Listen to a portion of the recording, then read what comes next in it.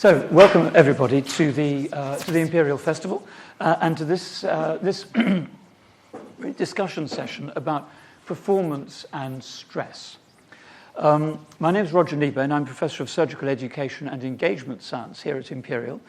And I'm a surgeon by background and other sorts of doctor. I've been a surgeon, a GP, now I'm an academic, and I'm particularly interested in looking at what surgery involves, because surgery is not just something that involves one person at a time. It's always to do with teams, and it's the sort of thing that you can think of as a performance. Now, for a number of years, I've been working with my friend and colleague Aaron Williamon, who's going to say a little bit about himself in a minute. And he's from a very different way of looking at things. Aaron. Okay. Thank you, Roger. So, yes, my name is Aaron Williamon. I'm Professor of Performance Science at the Royal College of Music. And this is the Royal College of Music. That's the view you would have if your back was to the Albert Hall. And from this year onwards, what we're doing is entering into a major new partnership with Imperial College to look at performance and performance science from across many different fields. So it's very convenient that we're located next door to one another. And what you will see throughout this festival is a number of areas where, in fact, issues of performance interact with science. And that might include the education of performers. How do we train people to take to the stage and do so effectively, time and again, whether they're surgeons, business people, or indeed musicians? We also carry out research in performance physiology, performance psychology, even the technology that enables performance and enables people to perform better.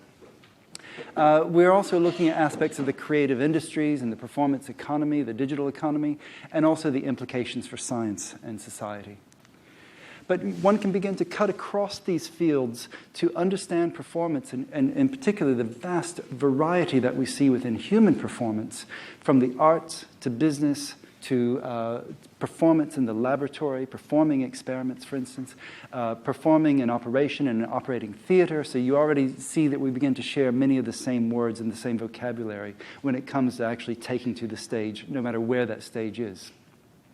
And when we've been carrying out research projects and developing new types of training initiatives, we tend to look across all of these areas here and see where the implications may fall for executives who are working in the business world, all the way through to musicians and surgeons. One of the most interesting collaborations we've had in the past few years that Roger and I have done is a Radio 3 broadcast called The Scalpel and the Bow. So Roger will say a bit more about that. So I'm going to explain this Radio 3 program because it brought together our interests in various ways. I'm going to show you this one as an example. We're going to show you a couple of other examples, and then we're going to open up things for discussion. So we really want to put these ideas out there because for us, setting up the new Centre for Performance Science, which we've done in the last couple of months, as a joint venture between the Royal College of Music and Imperial College, is a very interesting way of bringing these collaborations into view. Now, this radio programme, which came out about a year ago, half-hour programme on BBC Radio 3, was called The Scalpel and the Bow. And we wanted to look at two groups of people. We wanted to look at musicians and we wanted to look at surgeons and see what the similarities might be between those groups. We wanted to look at them working in teams, in groups. We wanted to look at them working as individuals. And we wanted to look particularly at the pressures and stresses that they might encounter. So here is our surgical team.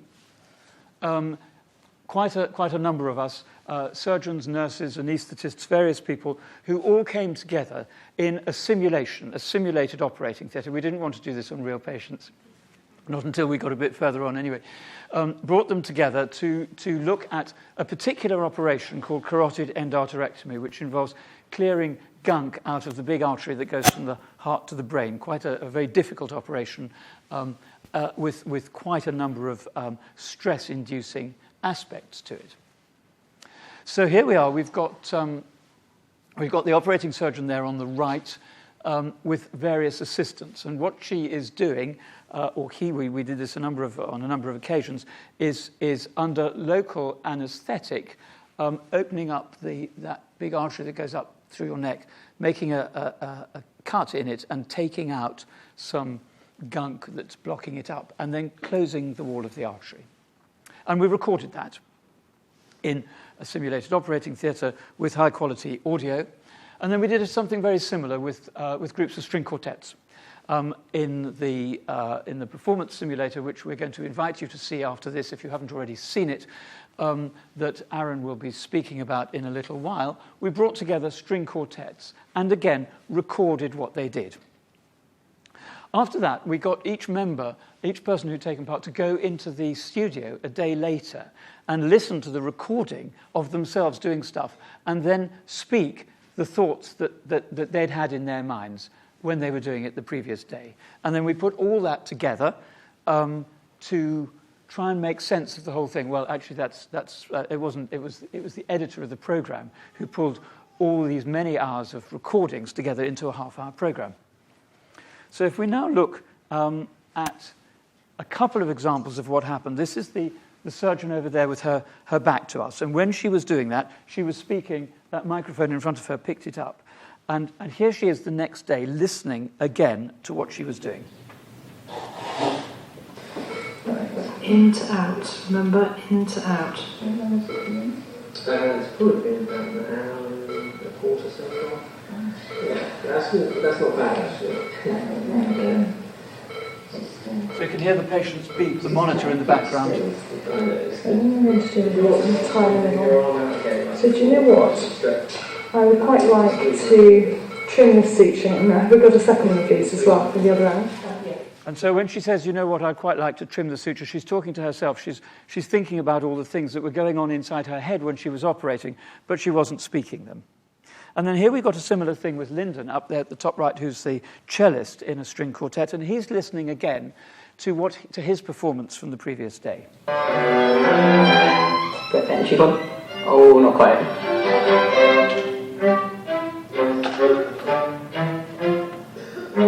Quite a lot of distractions from the audience. You've been coughing quite loudly and it was very distracting. It certainly managed to distract me. So getting used to the end now, I'm thinking, has it gone well? I think it's gone quite well. I'm not really close to the end yet, but it's impending. Getting the accents in here is really hard. I think I managed it. So we're looking here at the idea of performance as something that doesn't belong only in music or theatre or dance or something, but performance as something that can happen in any domain of practice, whether it's surgery or music or anything else. So, Aaron. What we're seeing time and again when we're carrying out studies across these different fields is that the act of performing is a very different endeavor than just playing in a low-stress situation or the practice room for most musicians. We had the opportunity a year ago to travel out to the Cheltenham Music Festival, and we were working with an alumnus of the Royal College of Music, Melvin Tan. So Melvin is a very accomplished concert pianist. He travels the world over, plays in big festivals, and he agreed for some reason to let us monitor him during a performance. So what we wanted to do is to put him, actually to look inside him as he was playing in front of an audience. So in fact, it wasn't just any audience. It was a sold-out concert in the Pittville Pump Room in Cheltenham. It was on the last day of the festival. There were 500 people there. The Times were there to write a review of the concert. Radio 3 was there to record it. The Associated Press were also there to report on it. So there was a lot of, you might believe, pressure from that point of view. And it's not just a matter of going on stage and playing the piano, but going on stage and playing this particular program. So he started by playing some Bach. He then played a piece that was a world premiere, took a break for the interval, and then came back with a marathon of a program of some Schumann and Chopin. Very extremely technically demanding pieces. What we did here, then, is we went along and we put one of these so-called bioharnesses on him.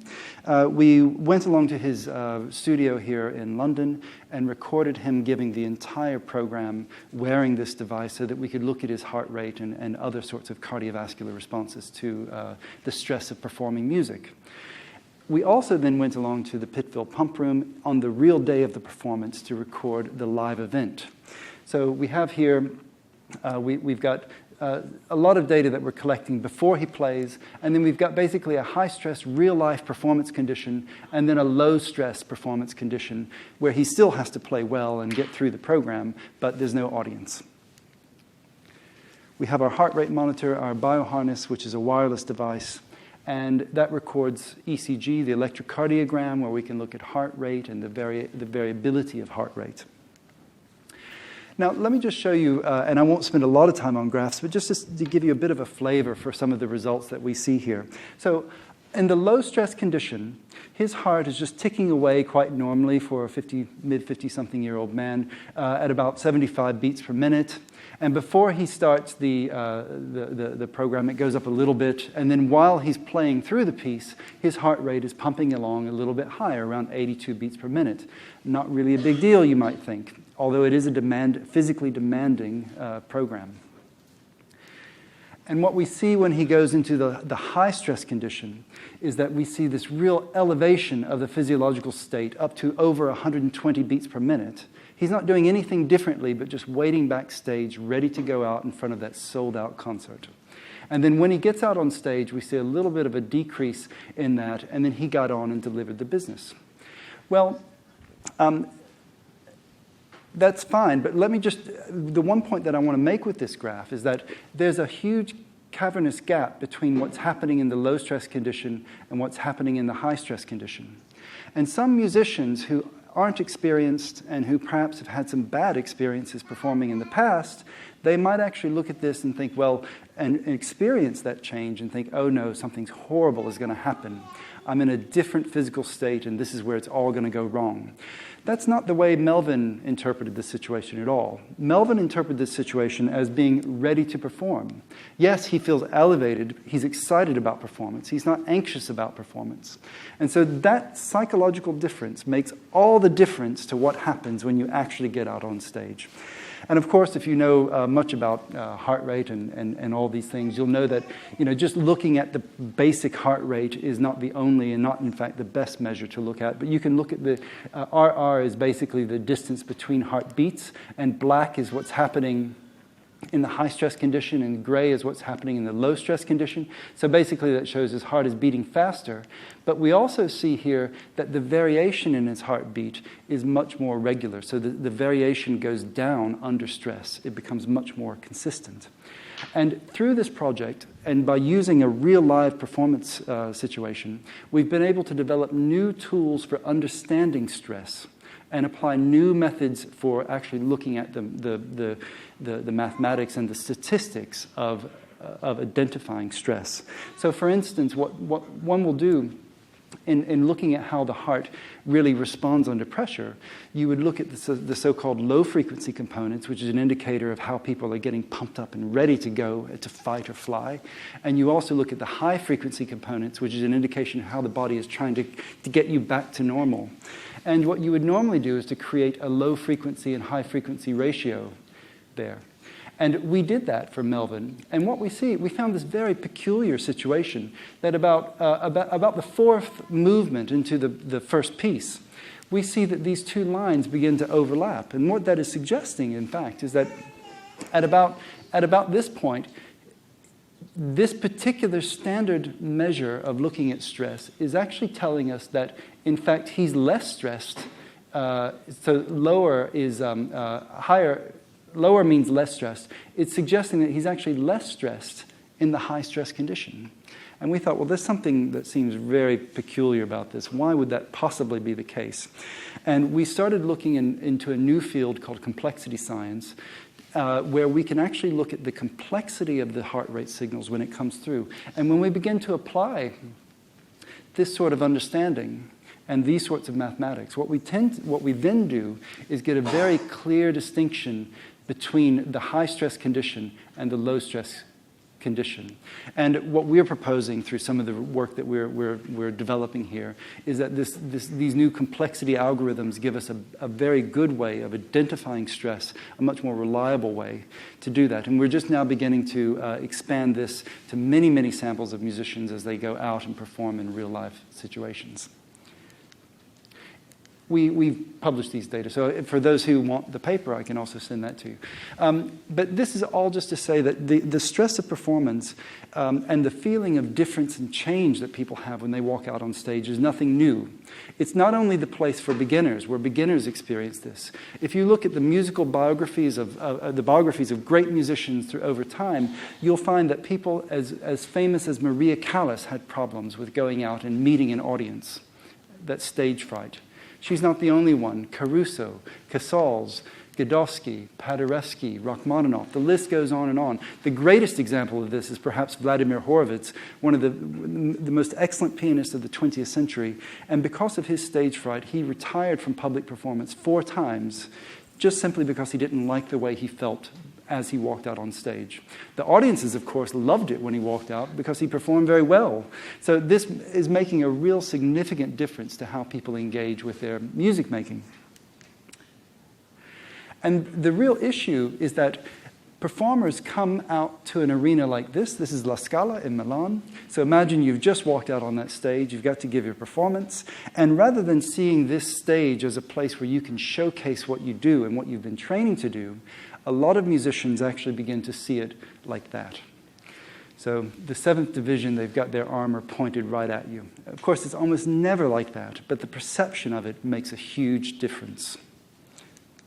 So now the question is, what are we doing about it, and how can you begin to experience what we're doing about it here at the festival? We're starting to look at notions of simulation as a way to draw people into that mode of that different physical state when they perform, to give people a chance to practice their performing. Now, just as an example of this, I'd like to show you a typical room at the Royal College of Music. So you can stand in that room and you can learn your Tchaikovsky violin concerto, and you can have it note perfect. It can be incredibly beautiful. But only you are going to hear that. And what we really want you to do is to translate that out onto that stage. Okay, that's a pretty big difference. It's different psychologically. The temperature is different. The size of the room is different. The acoustics are different. And those are the factors that we know about. Of course, a lot of musicians think differently when they're put under pressure here, because they have to think about the people who are going to write reviews of their concerts and the promoter who might book them again the next time. And as we've just seen, and this is a very consistent finding, we also find that the physiology of the performer is very different in this space than in that space. And that applies to the Wigmore Hall. If you look at sports people, we see that they're practicing and they're training in this sort of environment, but they're performing in that environment.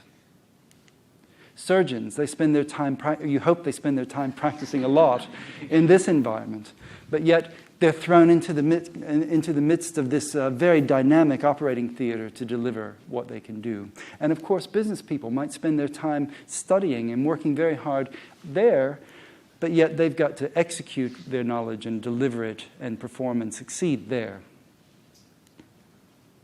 So I'll hand it back over to Roger, who's been pioneering much of this early simulation work. Yeah,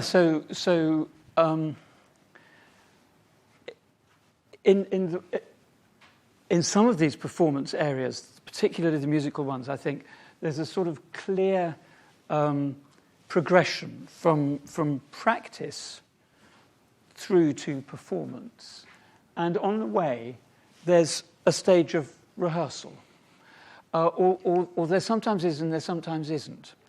And that stage of rehearsal, I think, is the bit that's been missing from a lot of things so far. Because, as Aaron was saying, you're practicing on your own in a room with just you and the piano, and then suddenly you go out into the Wigmore Hall or the Barbican or something very different. Now, that stage of rehearsal, I think, offers people the opportunity to practice or to have a go at doing what they've practiced with the people they're going to do it with in the place they're going to do it. And that's very different. And so we've been thinking a lot about what goes on in that process, how we can make sure that it happens. Surgery is rather different because the kind of traditional way of learning how to do surgery is to do it. So you kind of start off with the performance. not by doing it yourself, of course, but by joining a group of people who is already doing it, who is already expert. More and more, as Aaron was showing with that model on a bench, surgeons are now learning to do things in practice. But there's still relatively little opportunity for rehearsing, for doing things that you're going to do in real life before you do them in real life, but with the kind of people you're going to be doing them with and the kind of place you're going to be doing them in. So I want to show you an example of some work that we've been doing around simulation in surgery. Now this, that I'm going to show you, is taking place at a festival like this one, actually, a year or so ago. And so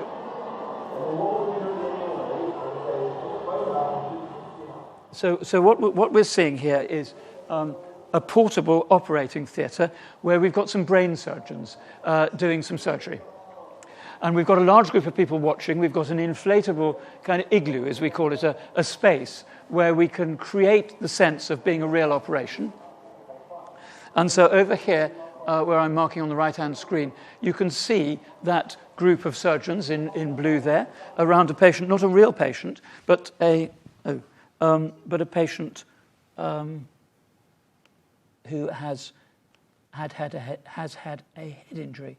Let's see if we can get that back to there. Right. So to give you your bearings, somebody has... technical problems. Somebody has had a head injury, and they've been resuscitated at the roadside, and we're watching what happens next when this patient is having to have an operation to drill a hole in their head to take out a blood clot which is pressing on the brain, and that's not a good thing. And now this allows us to do, because it's not a real operating theatre, it allows us to invite people who wouldn't normally be operating to come and have a go. And so this person here is experiencing what it's like to drill holes in the side of the head with a pneumatic drill as part of a team with actual brain surgeons. Not so much because this was on a Saturday, not so much because on Monday he'll be doing this in the operating theatre, but to give a sense of what it is to rehearse something that he'd learnt a little bit about how to do beforehand and then applied it.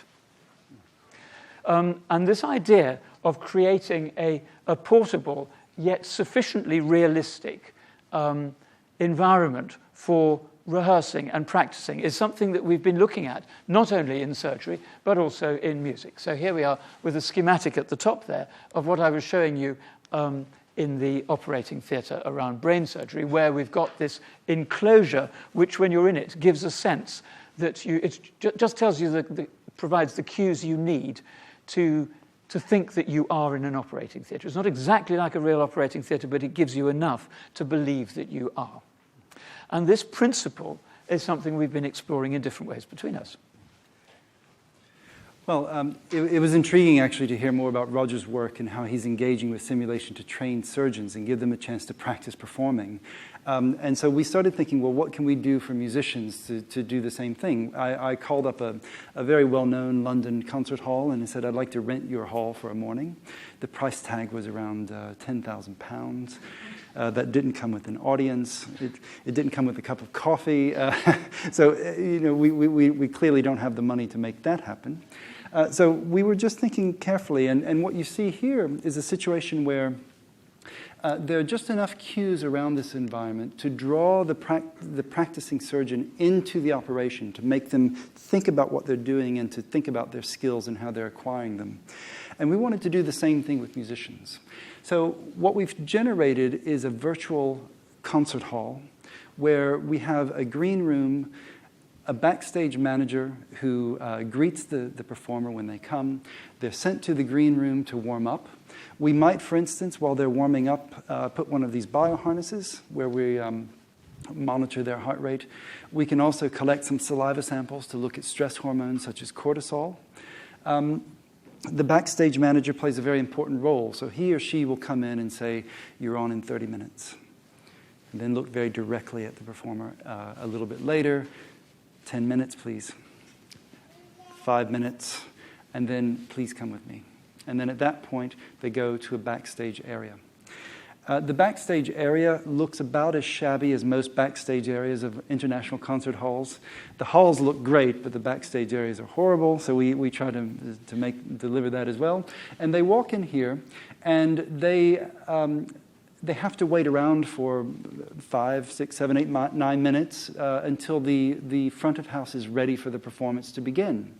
And while they're back there, we show them CCTV footage of the audience. They can overhear the murmur of the crowd, and they're just standing. And the backstage manager, who is working very hard to make sure that the lights are ready, audience is seated, and the conversations start to die down. And when they do die down, the door opens, the performer walks out, and they're greeted by an audience. Now, they can see the audience, who are life-size, through some bright spotlights that are pointed at them, and the audience will greet them with some applause. So I usually bring my audience everywhere I go, so I'll switch over to them now. So this is a picture of the CCTV footage. It's entirely fake. The room eventually fills up, and we've inserted a clock. The clock is meaningless. In fact, it's counting up. It's not even counting down, but it does give the feeling that that time is passing on. And when we're ready, we check that the performer is ready to walk out. We switch over to the audience mode, and out they walk.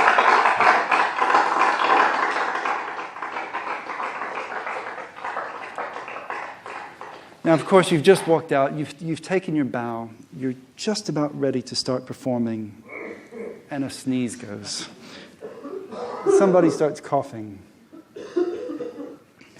Okay, so that dies down a bit. But then you start your performance, and then in the middle of your performance, there might be a phone that goes off. So we can begin just to insert distractions into our performance at any point. And to make the situation more or less demanding, depending on what we want to work on for the event. Now, at the end of your performance, if you've done a terrific job, then our audience will respond to you like this.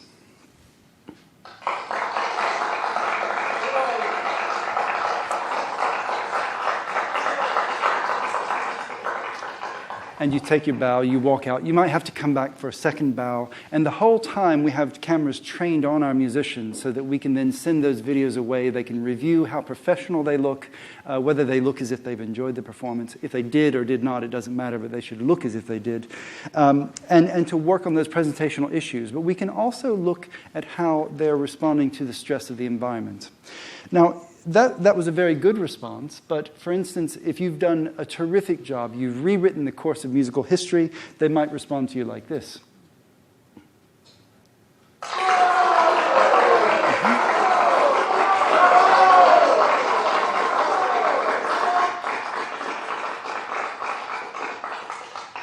I play that at the end of every working day. I feel very good about things.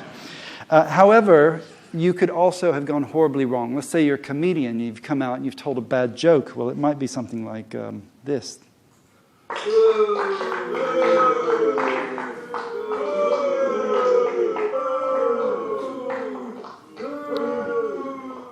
So we can play around with the type of feedback and how people deal with negative feedback, and moreover, how their bodies respond to it and recover from it. When you're looking at stress, one of the key measures that you examine is how people are put into a state of stress, but a second key measure is how people come down from the stress afterwards. Now, this is a very easy scenario for most of our musicians because by the time they come to the Royal College of Music, they will have played in front of these sorts of audiences for a while. It's never, they're a fairly well-behaved Western classical audience. They're not throwing anything at the performer. But we also have a much more, let's say, threatening situation, which I'll show you.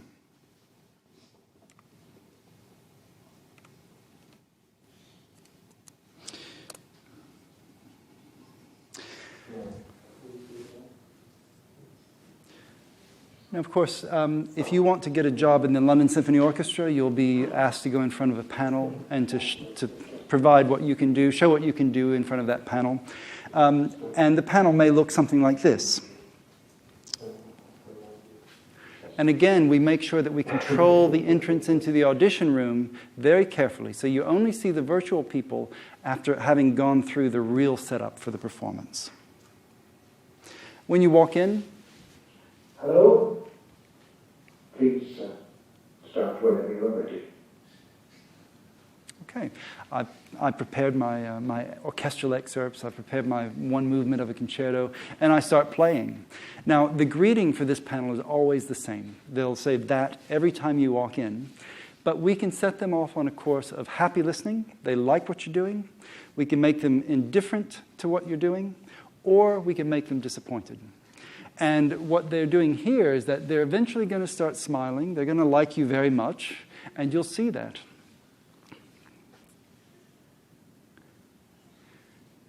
You know, we have some smiles, and at the end of a very, you know, you've gone through your audition, and at the end of the successful audition, they're going to respond like this. Thank you, that was excellent, wasn't it? Absolutely. Thank you. Of course, we all want our auditions to go that well. However, they may not. I'm going to skip the introduction and go straight into our aggressive panel.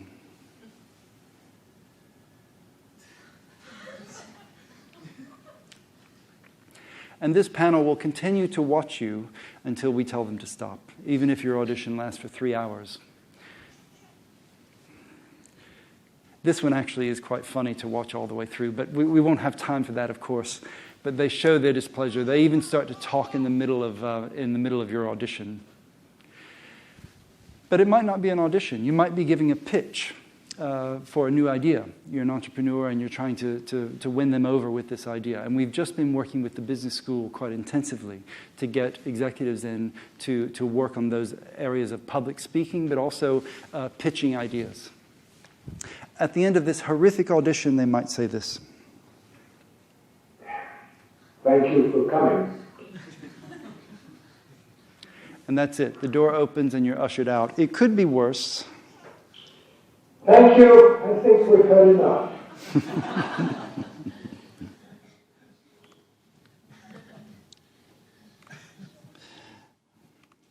I think we have just about heard enough, but we're working just at the moment with the Royal College of Art to develop even a much more dynamic press conference training simulation, where flash bulbs go off, people's phones are going off all the time, they stand up and they walk out on your press conference. They may look at you and write down a lot of notes.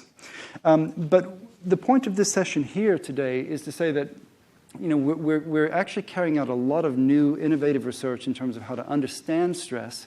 We're working directly with performers to try to give them methods and mechanisms and procedures for overcoming stress and also enhancing their performance. But we would like to give you a chance to practice your performance. And our performance simulator is set up in the Sherfield building in the Great Hall. And you can step inside for yourself and also see how you feel when they look at you. So thank you very much, and I think we can open this up for questions. Yes, but thank you. Thank you.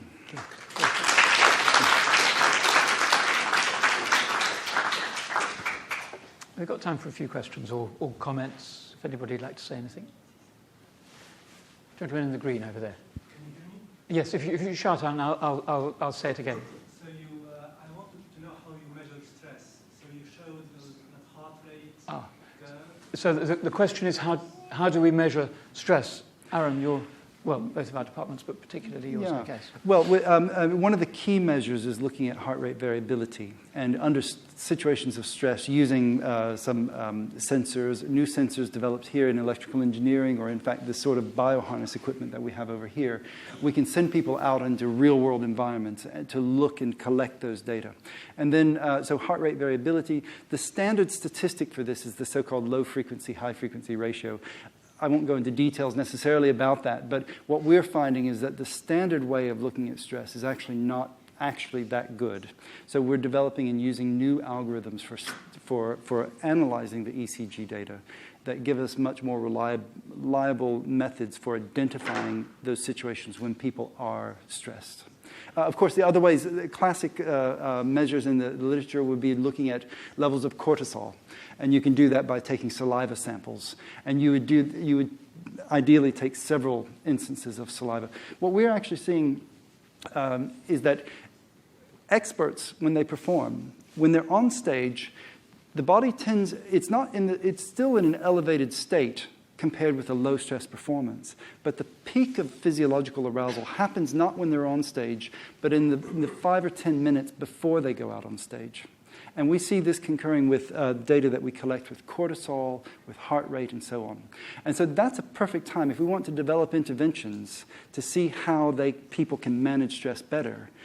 Well, if they're just standing around for 10 minutes waiting to go out and we know that they're in a peak level of physiological arousal, we can begin to introduce interventions at that point very effectively. And I guess that applies to surgery as well. When you're waiting to do a big operation or something, it's that moment when you're washing your hands and sort of preparing, when you often feel the most stress, really. And it's a positive thing, or can be a very positive thing. It's getting you ready. But it's once you actually start operating, then you're in the middle of it and it carries on. But when you're waiting, like being in the green room, that's the time when you feel it most very often, I think. Mm-hmm. Thank you. Yes? Well, what the judges say, does the backstage manager control what they say depending on how he thinks that? In the simulation, do you mean? Yeah. So the question is so who is actually controlling it, I think is the question. Who's controlling the simulation? Is it the backstage manager? Who tells the judges how to behave? You're exactly right. That's a good point, isn't it? The backstage manager will set them off on a course of, and actually change the extent to which we disrupt the performance. So we normally decide on that, depending, if it's a research study, we'll have a very clear procedure that we'll follow. So we'll know that 10 people will go through the high-stress condition with a maximum level of interaction and a very bad outcome. They might come back in again in another situation and we give them a good outcome, but we try to control that systematically. And there's an interesting one too, isn't there, about how the response to your performance colours how you judge your own performance. If you get rapturous applause, even though you might have thought, first of all, that your performance was not all that brilliant, and maybe it wasn't all that brilliant, but that kind of response can make you think that it was pretty good, or the other way around. Yeah, that's an interesting one to look at, isn't it? What we see in that situation is that if someone has performed and we give them negative feedback, and we look at the physiological data, it takes about twice as long for their bodies to get back to a normal state than if they had good feedback. So people do take it hard. Whether you believe you did well, if the audition panel gives you the signal that you didn't, it really takes an impact. I think we've maybe got time for one more, yes. If you've had a really bad experience and you have this fear that's absolutely magnified, how do you get over it? The question is, if you've had a really bad experience and your fear is magnified, how do you get over it? Is that right? Are you talking about in music or any of these areas? Any of these areas. Mm-hmm. Oh, well, you're looking at that a lot, aren't you? This is precisely the area where the science of studying stress and anxiety tends to bash together with the individual experience of stress and anxiety. In terms of intervening and trying to make the stress response better, to alleviate stress and try to remove anxiety, it often depends where the sort of symptoms or the causes that one has. If the overriding physical sensation and change is the problem, then you can use physical interventions to combat the problem. So there is some evidence actually to suggest that people who are more physically fit, their bodies don't jump into such a higher degree of change when they're put under the psychosocial stressor, because exercise is a stressor and the body gets practice at dealing with stress. But the real issue, I think, of what you're getting about is with when you actually believe that you're going to fail, when the psychological problem is there, then I think it's a matter of developing and working in sort of cognitive behavioral type interventions where there's a lot of good evidence to suggest that people can change the way they think and change the way they behave in order to overcome some of those difficulties. So I think we probably need to leave it here because other people need to come and use the room. But, yes. But we just wanted to really, we're starting to explore how this idea of performance and the conditions of performance and stress and all those other things is not something that's just confined to what we normally think of as performers, musicians and things. But it's there in medicine, in engineering, in science, in business, in education, in sport, just as much as it is in music. Mm-hmm. And so the Centre for Performance Science is our way really of starting to look at some of those connections as well as some of those differences and see how we can build a a performance science that is of use and of interest to all the people who perform, and really, that's all of us. So we hope you've enjoyed this session. We invite you cordially to come along and see the performance simulator in the Great Hall, which is just across the way there, in the Sherfield building. And if you would like to carry on this conversation, ask us any questions, we'll be outside if you'd like to carry on the conversation. But in the meantime, thank you very much for joining us, and we hope you enjoy the rest of the festival. Thank you. Thank you.